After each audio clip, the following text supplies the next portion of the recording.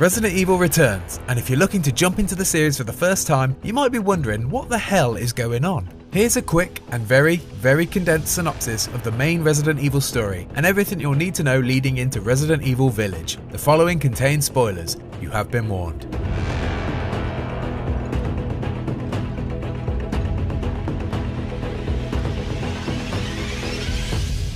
Resident Evil 0.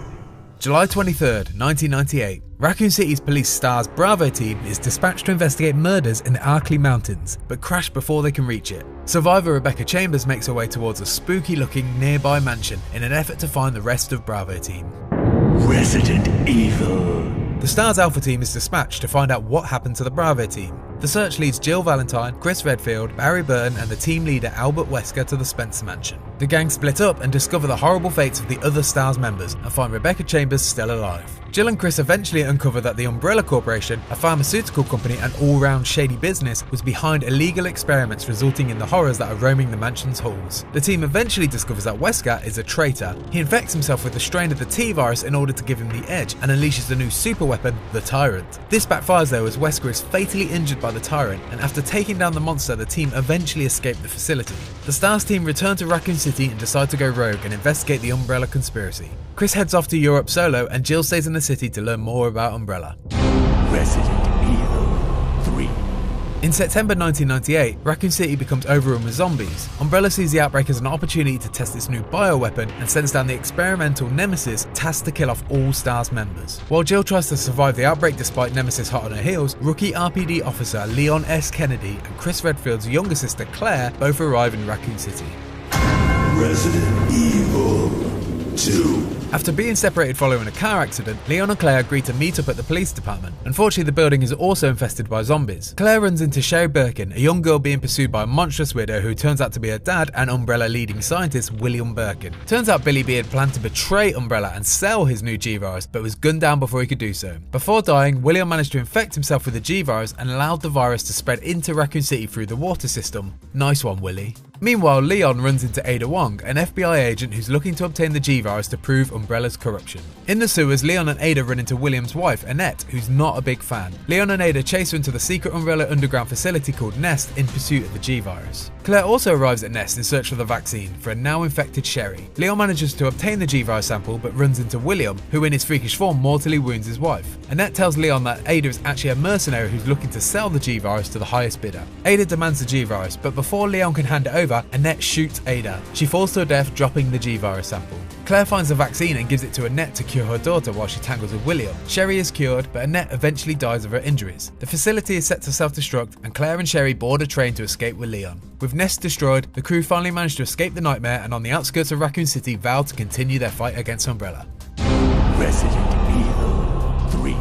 Elsewhere in Raccoon City, Jill Valentine is infected with the T-virus. Fortunately, Carlos Oliveira, a merc hired by Umbrella, is on the scene to not only cure Jill but help find the vaccine. At this point, our heroes find out the unfortunate news that the US government plans to wipe out Raccoon City with a missile strike, hoping to eradicate the infection. Carlos and Jill head to another underground lab, this time creatively called Nest 2. Unfortunately, Nemesis is still alive and very much in pursuit. Jill and Carlos take out the abomination once and for all, and with the vaccine sample in hand manage to escape the city before the missile strikes. Unfortunately, Nikolai, Carlos's former colleague turned secret operative, is waiting and manages to destroy the vaccine vial. Jill and Carlos take down Nikolai, leaving him for dead, and escape just before the missile arrives to completely floor Raccoon City for good. And as expected, our heroes vow to take down Umbrella.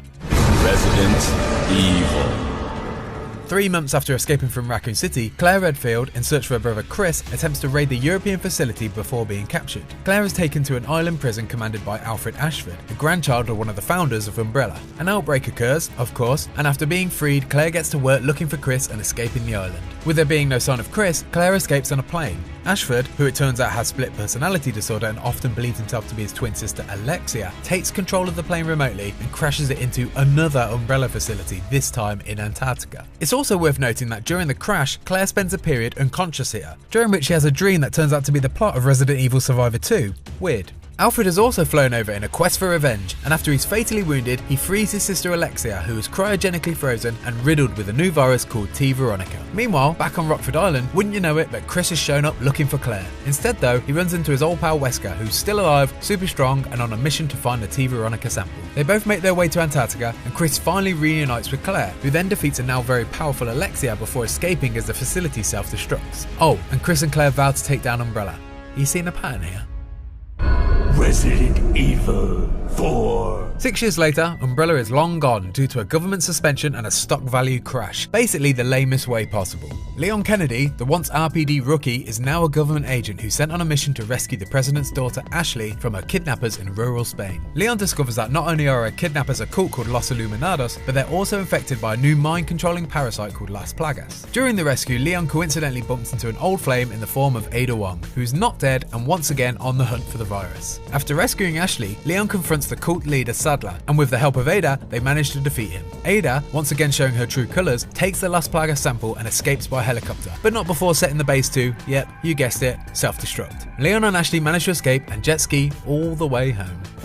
Resident Evil 5. 2 years later, with Wesker still on the loose, Chris Redfield and Jill Valentine are working together for the new Bioterrorism Security Assessment Alliance. Chris and Jill follow a lead toward Umbrella founder Oswald E. Spencer and finally come face to face with Albert Wesker, who has killed Spencer. Wesker, seemingly even more powerful than before and now dodging bullets for fun, is more than a match for Chris and Jill. To save Chris's life, Jill sacrifices herself, sending both her and Wesker to their deaths, and Chris, understandably, is sad. Almost 3 years after Jill's death, Chris is tasked with apprehending terrorist Ricardo Irving, who is selling bioorganic weapons in Africa. Along with his new partner Sheva, Chris discovers that the locals are infected by something similar to Las Plagas, later discovered to be called Ouroboros. Chris is also informed by the BSAA that Jill could still be alive. After defeating a mutated Irving, Chris and Sheva learn that Tricell, the company that funds the BSAA, had taken over Umbrella's seedy work in conjunction with a still-alive Wesker and had been conducting human experiments. Unfortunately, one of his victims was Jill, who is also still alive and now under Wesker's control. Chris and Sheva manage to subdue Jill and remove the mind-controlled device before it's too late. Wesker tries to flee on a bomber which crash lands into, of all places, a volcano. After some boulder punching, Chris and Sheva finally defeat Wesker once and for all is well in the world. For now. Right, next up is Resident Evil 6, which features not one but 3 interwoven campaigns, and it all gets really messy, so deep breath. Resident Evil 6. In 2012, a new virus surfaces from a company dubbed Neo Umbrella and led by what appears to be Ada Wong. Series newcomer Jake Muller is believed to be the key to the vaccine due to his antibodies. The reason Jake is immune is, well, he's Wesker's son. Typical. In 2013, the American president decides enough is enough and it's time to spill the beans about what really happened in Raccoon City. However, before he can, there's another infection attack, and the president, now a zombie, has to be taken down by his loyal agent and series favourite, Leon Kennedy. Ada Wong then arrives and tells Leon Kennedy that the National Security Advisor Derek Simmons is affiliated with Neo Umbrella and behind the terror attacks that zombified the press. Leon heads to China in pursuit of Simmons. Chris Redfield, now racked with post-traumatic stress and a thirst for revenge after his team was slaughtered by Ada, also heads to China in pursuit, as does Jake because, you know, plot. Right, let's do this bit quick. Chris finds out Jake's true identity, and despite the awkward moment when Chris tells Jake he killed his dad, they mostly work it out. Simmons dies, Chris' mate Piers is wounded and then grows a new arm with the C virus and saves Chris. Jake kills his boss who's not worth talking about, and then we also find out there's 2 Adas, with one being an imposter called Carla, and that explains all the outfit changes, and finally all the good guys win and go their separate ways. Basically, there's a lot going on, and it's not very good, so maybe just ignore this bit. Resident Evil.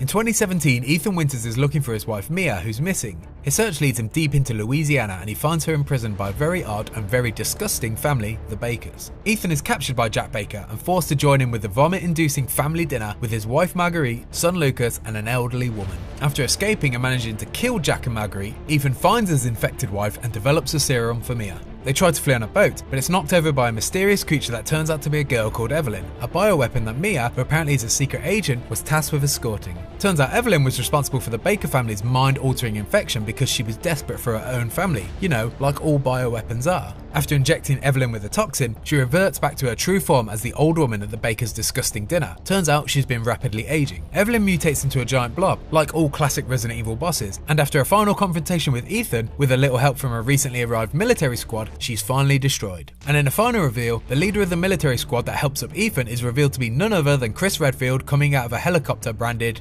Umbrella. After Ethan escapes, Chris and his team pursue Lucas Baker, who was actually never under Evelyn's mind control due to a serum provided to him by the new shadowy organisation called The Connections. The Connections were behind Evelyn's creation, and Lucas has been gathering data for them. But he also planned to betray his masters anyway, like every other villain ever in this series. After working his way through a series of traps, Chris manages to kill a mutated Lucas and finally returns to base for an urgent call. And that's it, the main plot of Resident Evil summed up in 10 minutes. Yes, we did skip over a few good but not that important games, some terrible ones and a bunch of bizarre moments, but there's a lot to cover in the wacky world of Resident Evil. Now excuse me while I go set my base to self-destruct and vow to get my revenge. And if you like that video and want to see what's next, why not check out the trailer for Resident Evil Village.